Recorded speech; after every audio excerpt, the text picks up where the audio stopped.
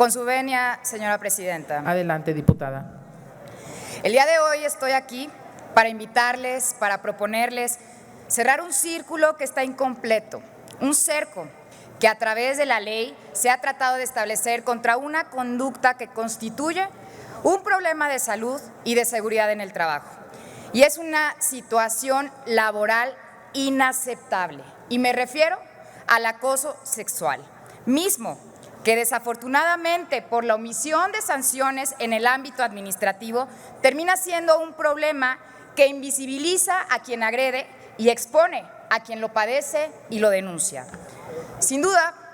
este es uno de esos casos donde al no cerrar la pinza para castigar un delito en el lugar de su origen y solo confinarlo al aspecto penal, se da un efecto de minimizarlo y confinarlo, y con ello se normaliza esta actitud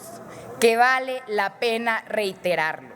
Constituye un problema de salud y de seguridad en el trabajo.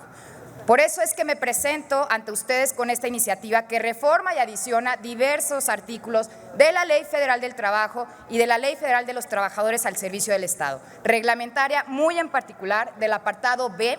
del artículo 123 constitucional en materia de acoso sexual y que tiene la finalidad de colaborar a su erradicación en el ámbito laboral, tanto público como privado, a favor de quienes son víctimas de este tipo de agresión, la cual representa una humillación a su persona, una invasión a su privacidad y su dignidad y un peligro en su mayoría para su seguridad, puntualmente para miles de mujeres que reciben este trato y que termina siendo germen o inicio de otras acciones fatales en un país con una tasa desbordada de feminicidios. Entonces,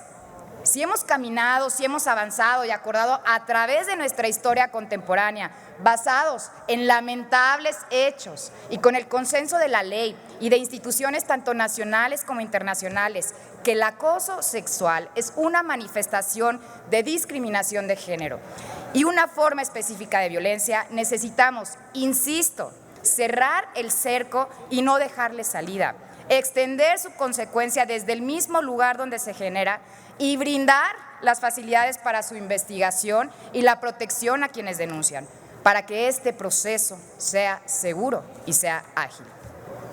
Y la decisión es sencilla.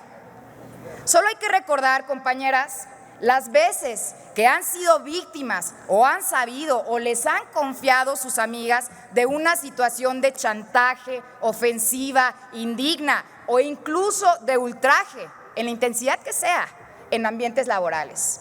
O en ocasiones, compañeros, en que les ha tocado presenciar, intuir o saber de viva voz o por terceros de situaciones de intimidación o humillación que incluso se vuelven anecdóticas y lejanas siempre y cuando no hablemos de una mujer de su familia.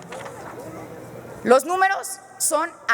alarmantes, las consecuencias sociales, económicas y emocionales son evidentes, pero recordemos también que detrás de cada uno de estos números, de estas historias, hay rostros, hay familias, y aunque se han hecho algunos intentos por corregir la situación, son insuficientes, ya que a la fecha, en la Ley Federal del Trabajo burocrático, no hay disposiciones vigentes contra el acoso sexual, que constituye, y permítanme repetirlo hasta el cansancio, un problema de salud y de seguridad en el trabajo. Y repetirlo hasta el cansancio, como se sigue repitiendo hasta el cansancio, hasta el hartazgo, hasta la indignación, como se sigue repitiendo en palabras y en hechos, como se sigue repitiendo en insinuaciones y en propuestas, como se sigue repitiendo en obstáculos o en humillación. Logremos juntos que el acoso sexual también sea sancionado de manera administrativa, independientemente de las sanciones penales locales, y que esto también se haga a través de procedimientos administrativos ágiles, claros y precisos, porque mientras haya una mujer con temor, con incertidumbre y que viva bajo el acoso en su trabajo, solo porque la ley no contempla un castigo expedito y ejemplar, no podemos llamarnos una legislatura a la altura de nuestra responsabilidad. Sé que juntas y juntos podemos combatir este tipo de violencia, primero para prevenirla pero también para proteger y reconocer el derecho a la justicia que tienen las víctimas. Es cuanto, señora presidenta. Muchas gracias, diputada Karen Michelle González Márquez.